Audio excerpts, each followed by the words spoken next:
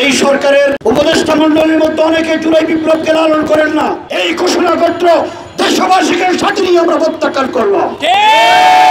গত 5ই আগস্ট একটি ঘোষণাপত্র পাঠ করেছেন, যেখানে ইতিহাসকে বিকৃতি করা হয়েছে, ইতিহাসকে অস্বীকার করা হয়েছে। আমরা দেশের সচেতন নাগরিক হিসেবে, ইতিহাসের অংশীজন হিসেবে আমরা এই ইতিহাস বিকৃতিকে কোনো অবস্থাতে সহ্য করতে পারিনি। ইতিহাসকে অস্বীকার করাকে আমরা সহ্য করতে পারিনি। এই জন্য আমরা এখানে দাঁড়িয়েছি। এখানে পিলখানার হত্যাকে অস্বীকার করা হয়েছে, 2013 সালের শাপলা চত্বরের গণহত্যাকে অস্বীকার করা হয়েছে, কোটা বিরোধী আন্দোলনকে অস্বীকার করা হয়েছে, নিরাপদ সড়ক আন্দোলনকে অস্বীকার করা হয়েছে, 21 সালের মোদী বিরোধী আন্দোলনকে অস্বীকার করা হয়েছে। সর্বশেষ 1947 সালে যদি পাকিস্তান স্বাধীন না হতো, আমার এই বাংলাদেশ কোনোদিন স্বাধীন হতে পারত না। সেই ঐতিহাসিক 47কে অস্বীকার করা হয়েছে। সুতরাং ইতিহাস বিকৃতির এই আয়োজন আমরা কোনো অবস্থাতে মেনে নিতে পারি না। আমরা লক্ষ্য করছি এই ঘোষণাপত্র প্রণয়নে আওয়ামী ষড়যন্ত্র এবং ভারতীয় ইন্ধন রয়েছে। আমরা এই চক্রান্তের বিরুদ্ধে অন্তর্বর্তীকালীন সরকারের ভিতরে যারা কাপটি মেরে বসে আওয়ামী চক্রান্ত বাস্তবায়ন করছেন, তাদের বিরুদ্ধে দেশবাসীকে সোচ্চার হওয়ার আহ্বান জানাচ্ছি। আমরা সরকারের কাছে দাবি করছি, এই জুলাই বিপ্লবে আপনারা কয়জনের জুলাই আন্দোলনে আপনারা অংশগ্রহণ করেছেন? এই সরকারের উপদেষ্টা মণ্ডলীর মধ্যে অনেকে জুলাই বিপ্লবকে লালন করেন না। এই গণহত্যাকে তারা স্বীকার করতে চায় না। আমরা ঘোষণাপত্রে ইতিহাসকে সন্নিবেশন করার জন্য আমরা অনুরোধ করছি।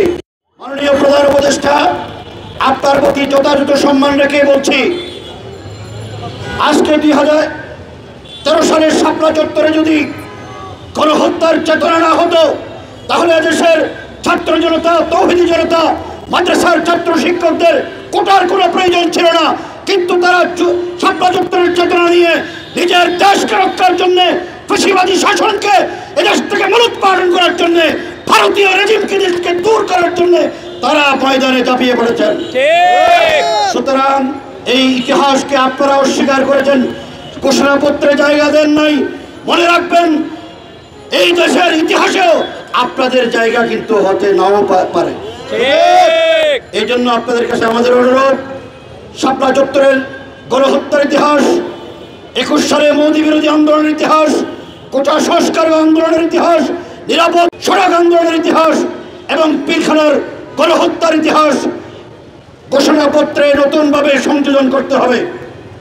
এই ঘোষণাপত্র নতুনভাবে তৈরি করে জাতির সামনে উপস্থাপন করতে হবে। আমরা সরকারের কাছে স্পষ্টভাবে দাবি করছি, এর যদি ব্যত্যয় ঘটে, এই ঘোষণাপত্র দেশবাসীকে সাথে নিয়ে আমরা প্রত্যাখ্যান করব। এই ইতিহাস থেকে, ফ্যাসিবাদী আওয়ামী দুঃশাসন থেকে দেশের মানুষ রক্ত দিয়ে দেশকে স্বাধীন করেছেন, দেশের মানুষকে স্বাধীন করেছেন, দেশের অখণ্ডতাকে রক্ষা করেছেন, ভারতীয় আগ্রাসনকে মোকাবেলা করেছেন। আবারও প্রয়োজন হলে নতুন করে আন্দোলনের মাধ্যমে এই দেশ ফ্যাসিবাদ মুক্ত, ফ্যাসিবাদের ষড়যন্ত্র মুক্ত, ভারতীয় দালাল মুক্ত করে এদেশকে নতুনভাবে স্বাধীন করবে।